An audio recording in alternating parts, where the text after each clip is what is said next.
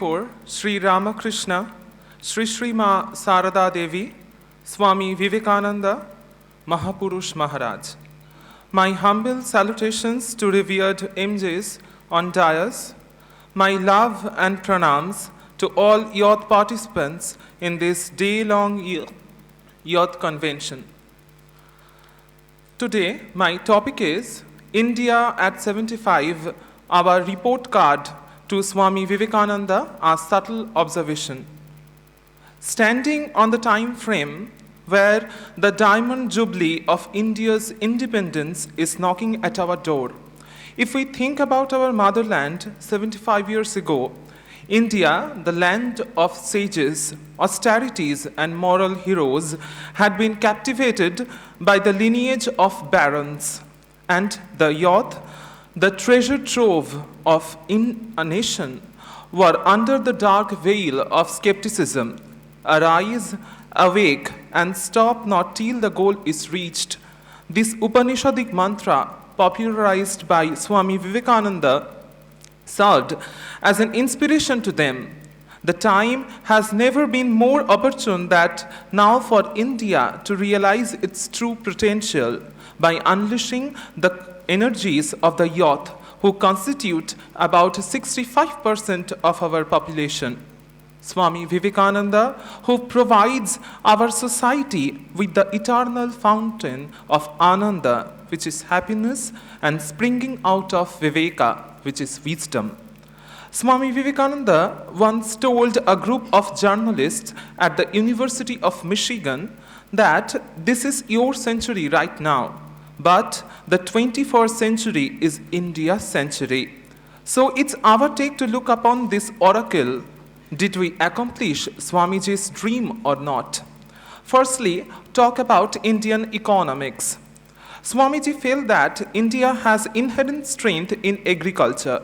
He was in favor of commercialization of agriculture for improving the income of the farmer.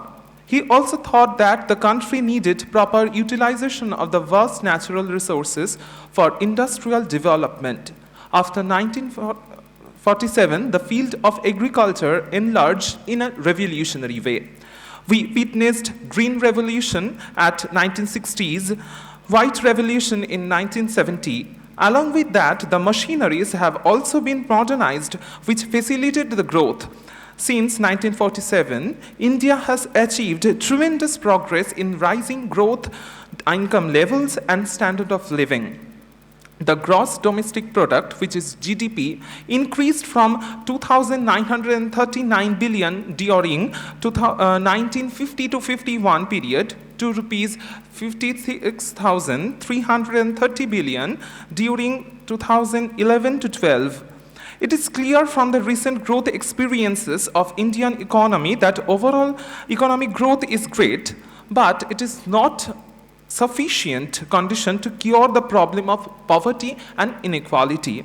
Growth rates do not capture the social reality as the demands of development go beyond economic growth. Even after 20 years of rapid growth, India is still one of the poorest countries in the world. India has the world's highest proportion of undernourished children and women, one of the world's highest rates of maternal mortality in the world. Our next point is education. Swamiji introspected that proper education is the chief remedy of the problems associated with India. Founding education on the firm ground of our own philosophy and culture, he shows the best of remedies for today's social and global illness. He mostly emphasized for proper education for women to bring back the lineage women of letters like Sita, Savitri, Damayanti, Gargi, Maitri, etc. After the end of the British rule in India back in 1947, the literacy rate of India stood at 12%. Census of India pegged average literacy rate to be 73% in 2011. While National Statistical Commission surveyed literacy to be 77.7% in 2017-18 period. The census provided a positive indication that the growth in female literacy rate, 11.8%, was substantially faster than the male literacy rate, which is 6.9% only, in the 2001 to 2011 decadal period, which means the gender gap appears to be narrowing, although there is ample place to grow. Let us now move towards the caste problems, which is the main problem regarding social matters. What did Swamiji see and what did he predicted? He predicted way back in 1897 the series of the rise of China and Russia as the next behemoths and the decline of Europe. He foresaw the rise of the serving class, Shudras in Sanskrit, an epithet for the common masses, and the decline and the demise of the elitists. After 75 years of our independence, we can see this prophecy. We can spectacle on Draupadi Murmuji's presidential election, but then also the comprehensive state of the caste problem in India is yet not eradicated. We need to look upon that as well. As a conclusion, here I would like to point out that we, the youth, the will with the wasp of India, have many more things to accomplish Swamiji's dream, which is to making India.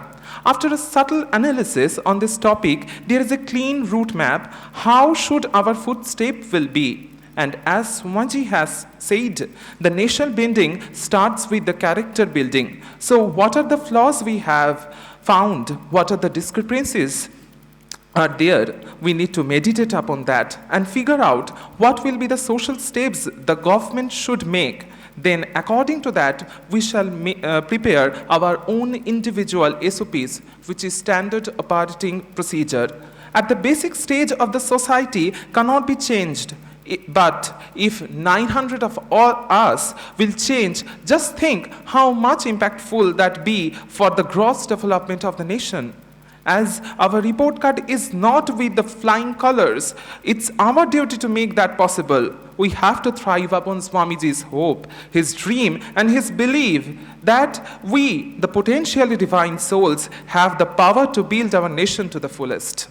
I feel blessed today to get an opportunity to meditate upon Swamiji's messages. My humble thanks and pranams to the organizers for making me part of this worship. Thank you.